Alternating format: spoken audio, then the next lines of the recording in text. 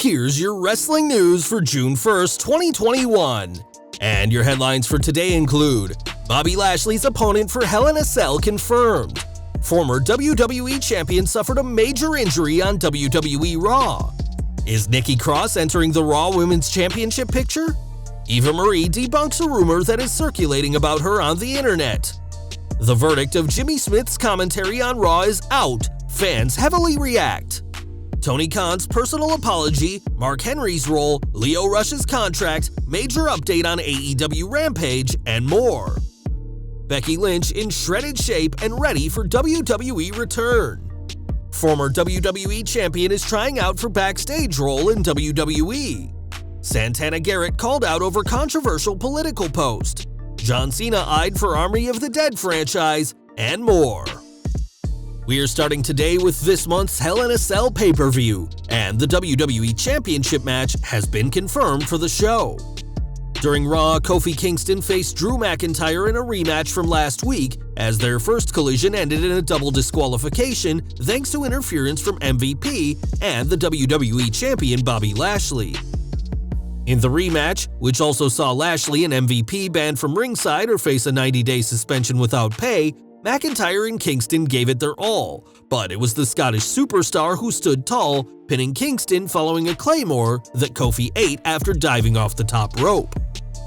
It's now official that Lashley will defend against McIntyre, a rematch from WrestleMania 37, and we expect this collision to have an added layer of freshness when it happens inside Hell in a Cell.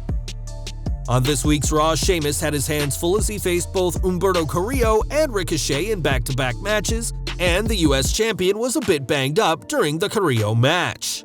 That's according to PW Insider, who reported, Sheamus suffered a broken nose taking that hard shot from Humberto Carrillo. He 100% broke it. A broken nose can be fought through, and Sheamus is one of WWE's toughest superstars, but it'll ultimately be the company's decision whether he has to take some time away from the ring. More Raw news as The Miz returned, looking surprisingly well for a man who was devoured by zombies, and hosted Raw Women's Champion Rhea Ripley and Charlotte Flair on Miz TV.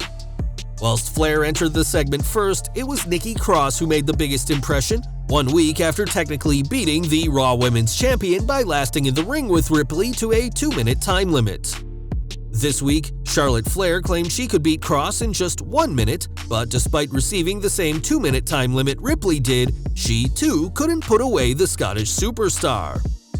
Cross was the MVP of all of this, as she used calculated moves to avoid a potential pinfall in a great story for her, one that was much needed after a lengthy absence.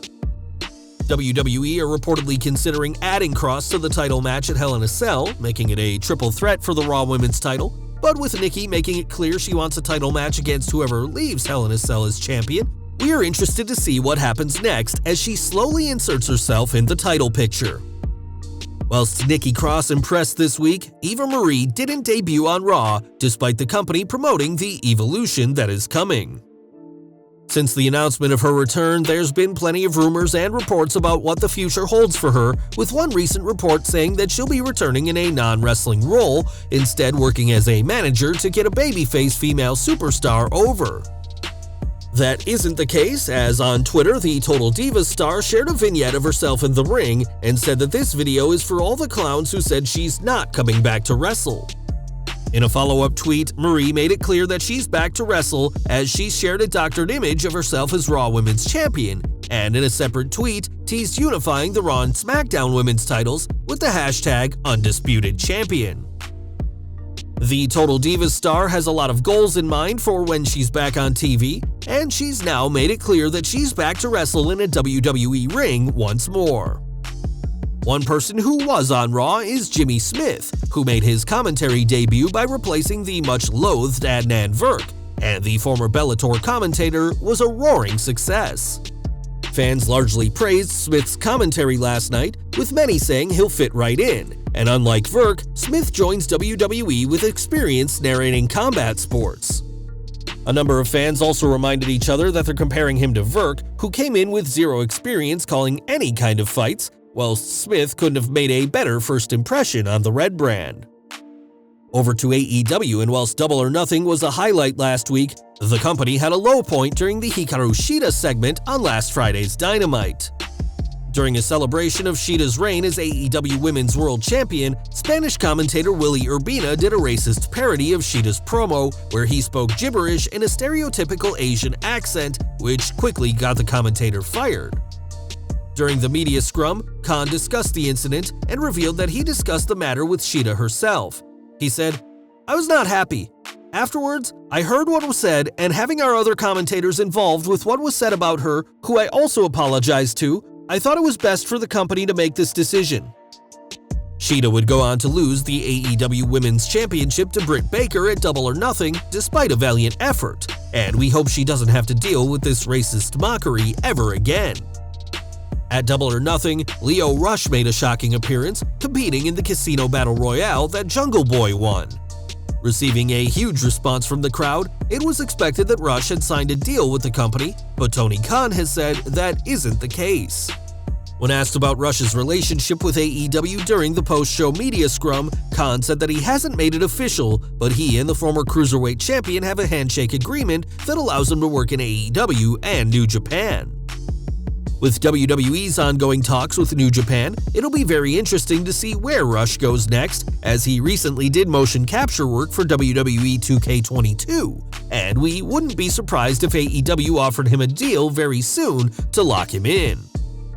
Rush's contract wasn't the only discussion point during the media scrum, as Khan also discussed AEW Rampage, which will premiere on August 13th at 10 p.m. Eastern. The third hour of AEW programming on TNT, the show will see the company's newest acquisition, Mark Henry, serve as a special analyst, and Khan explained how the show would work, saying, "I've got a lot of live episodes planned. There may be times when we do it kinda classic taped, like taped with shows on a Wednesday maybe, but it's gonna go live from the start, and I plan to make this as important as any show."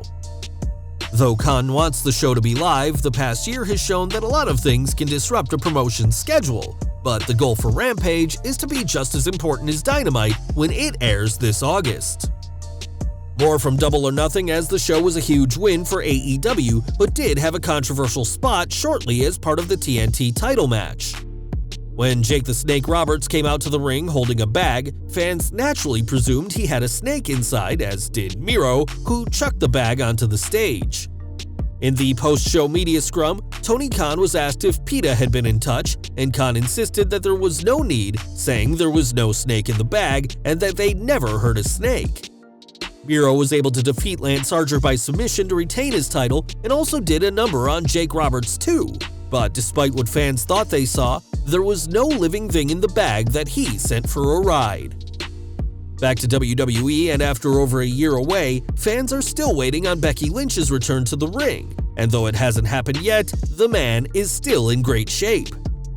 Recently, Seth Rollins posted a photo of a bunch of students from his Black and Brave Wrestling Academy, and one person fans zeroed in on was his personal training partner and fiancée Becky Lynch, who looked shredded beside her man. Lynch never stopped working out through her pregnancy, which ended with the birth of her daughter Rue last year, and with a new contract signed by Lynch, we do know she'll be back one day. The return of live fans in July could be the perfect time to bring Lynch back, and whether WWE make the decision next month to bring her back, the man is ready for whenever Vince McMahon wants to call. Now, last night's Raw saw plenty of action on screen as the Red Brand continues on the road to Hell in a Cell, but there was a very special guest backstage. According to PW Insider, Molly Holly was backstage last night, and the Hall of Famer was trying out for a producer role.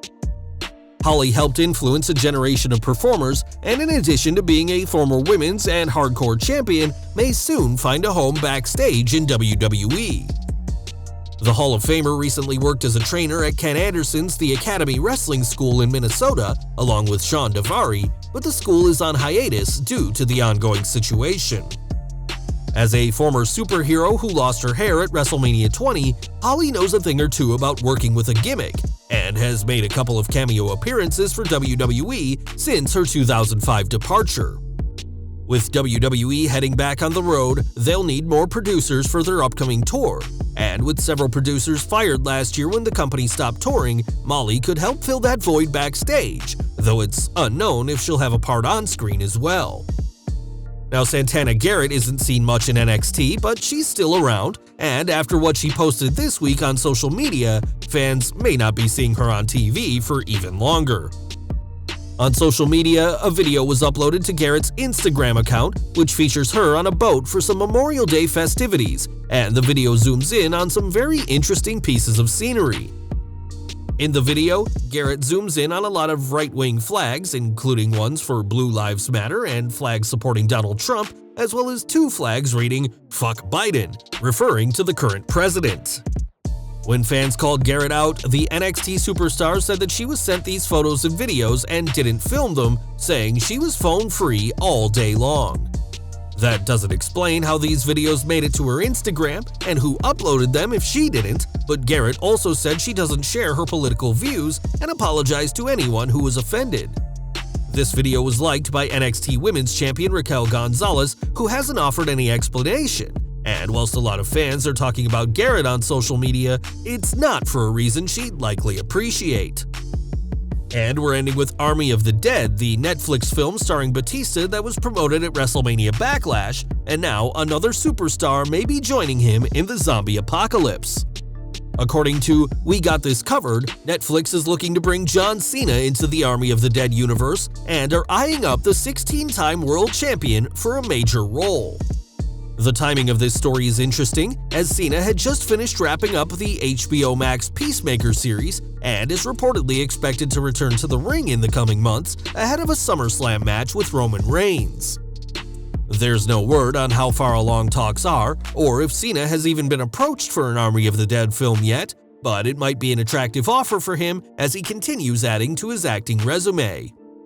With WWE going back on tour soon, Cena's return would definitely help bring in fans, but a tempting contract may have the iconic superstar battling hordes of the undead instead. Well guys, that's our news for today. Please share your comments below. Also hit the like button, subscribe to our channel, and hit the bell icon to receive all notifications. And as always, thanks for watching.